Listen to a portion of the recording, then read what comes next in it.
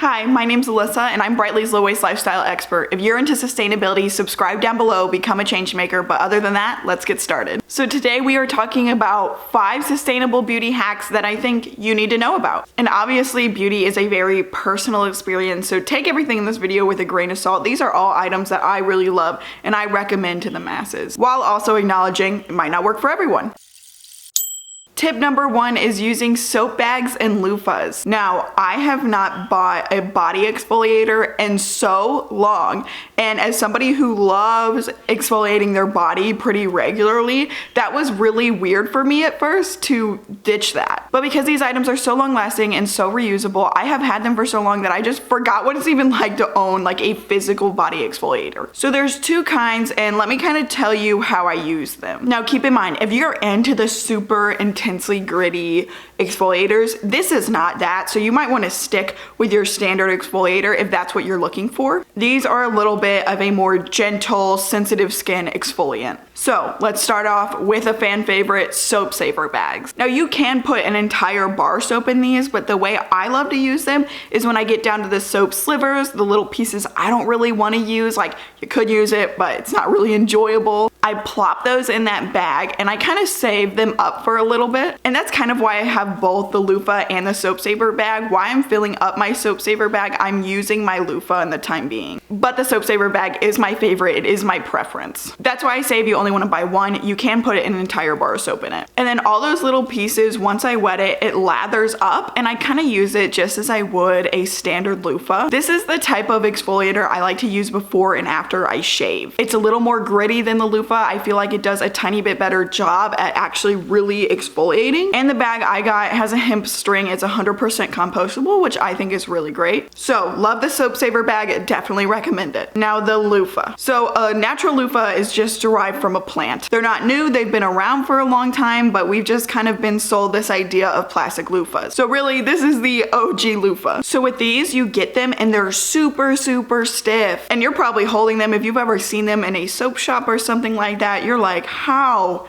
am I supposed to use that? Especially on my body, it's so stiff. It completely changes texture when it's submerged in water. It just takes a couple of seconds in the shower. When it's completely wet, it's nice and soft enough for your body. But again, it has a little grit to it. I think a loofah is soft enough for a daily exfoliation, more of just using it like a standard loofah. But you put a little bit of muscle into it, it can be an exfoliator as well. Also, not a beauty hack, but loofahs can also be used for cleaning. I use a different one to like scrub down my shower or just clean the house in general. You can also use them to clean dishes. There's a lot of uses for them. So one of the main concerns with soap bags and loofahs is, do they harbor bacteria? And the answer is they could, but they don't have to be a playground for bacteria if you take care of them properly. So there's 2 ways I keep mine clean and lasting much longer. Like, I know a lot of people who say their loofahs only last them a month. Mine lasts me way more than that if I clean them and take care of them properly. So 1, let's say you're using it in the sink or the shower. Don't leave it in that wet space. Once you're done using it, hang it up somewhere, set it somewhere dry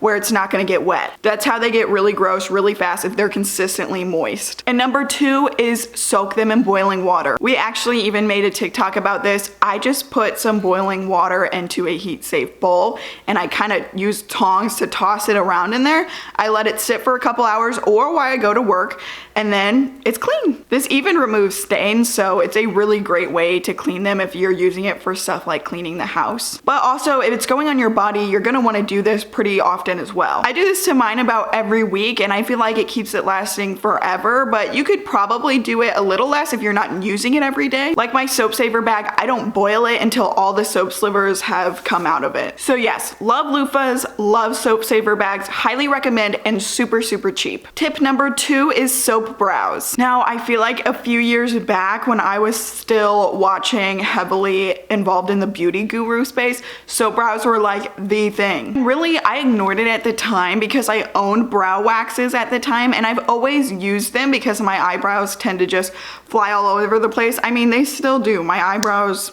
They're just everywhere. And keep in mind, I'm not a makeup artist. I don't do Instagram worthy brows every day. So if you're more just kind of rocking your natural brows with a little bit of filler, maybe you can hop on this with me. But if it's not your thing, totally understand, use what works for you. But what I realized is that soap hack is actually a really good low waste alternative, could be zero waste depending on the soap you get, for brow wax. I realized I was paying way too much money for what brow wax was doing because I found out that a semi-clear soap bar or just a light colored or brown colored soap bar does the exact same thing for me. I have this spoolie brush that I've had literally forever. I love this thing, and I just wet it with water and I rub it on my soap bar and then I rub it on my brows. Now, if you have sensitive skin, my forehead skin is a little more sensitive, I always make sure to wipe off around my brows or else my skin might be a little irritated. There is fragrance in soap, a lot of fragrance.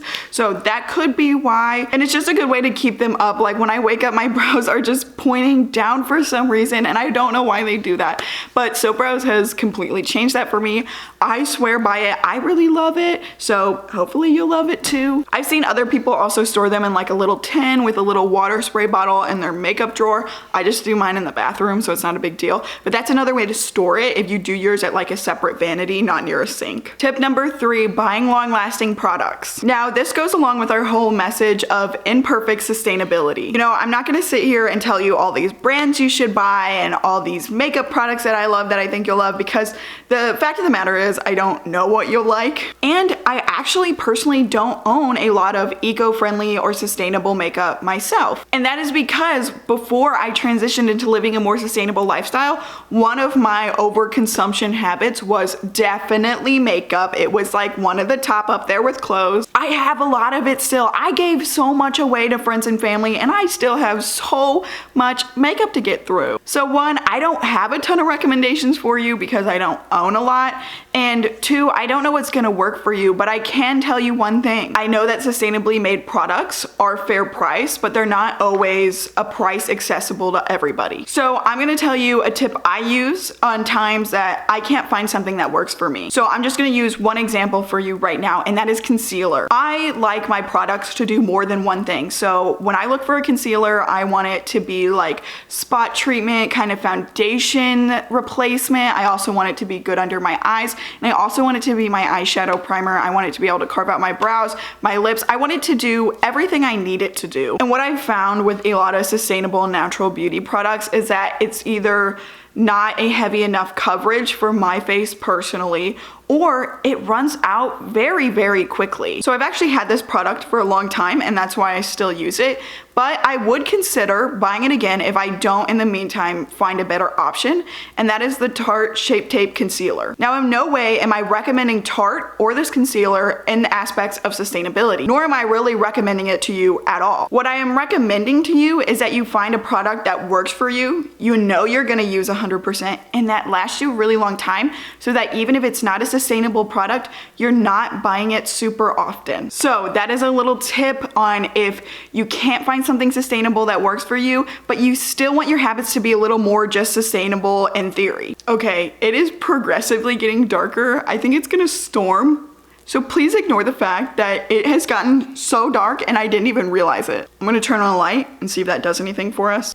Okay, how's that? A little bit better, little shadowy, little better though. Moving on. Tip number 4 is using an apple cider vinegar rinse. Now, I love to do this in the shower for my hair. All this is a little spray bottle I have, and it's about a half, maybe a little less than a half apple cider vinegar and 1/2 water. And people always ask, doesn't that smell bad? And yes, it does while I'm putting it on, but once I rinse it out, I really don't smell anything. I promise I don't smell anything. I have asked other people because I was insecure about it at first, but no, it does not smell, especially once you wash it out thoroughly. If you don't wash it out all the way, it could, but if you wash it out thoroughly, it does not. So I just kind of move my hair around, I chunk it into pieces, I spray on as close to my scalp as possible, I rub it in, and then I rinse it out. And I feel like this just gives my hair a good reset. And I also use this a ton whenever I was switching over to shampoo bars. I don't use shampoo bars anymore. I'm currently using liquid shampoo again from a bulk store,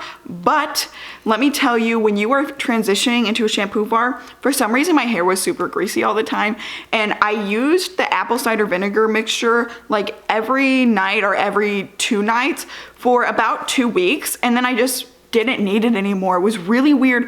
I don't know if anybody knows the science behind it. Let me know, but I saw it on Pinterest and it literally worked. But now I just use it when I feel like my hair's a little dull, it needs a little reset, and it just gives some more life to my hair. Again, I don't know the science around it, but I personally recommend it. It's really great and it's super easy. And number 5, use a metal or glass nail file. So my hands are on camera a lot. I may not be the number one with upkeep, but I do try. So I was filing my nails a lot and I realized those little disposable ones, they do not last long, nor did I think they worked that well. They would just dull out very quickly and I would just be really scrubbing my nails with them and it would be doing nothing. So I couldn't find one that was really like super sustainably made. So instead I went to Etsy and I found one with a little hand painted piece up top to support an artist. So that was the most sustainable thing I felt I could do in that moment. But if you know of any made by sustainably made brands, let me know. Definitely tell us in the comments so we can all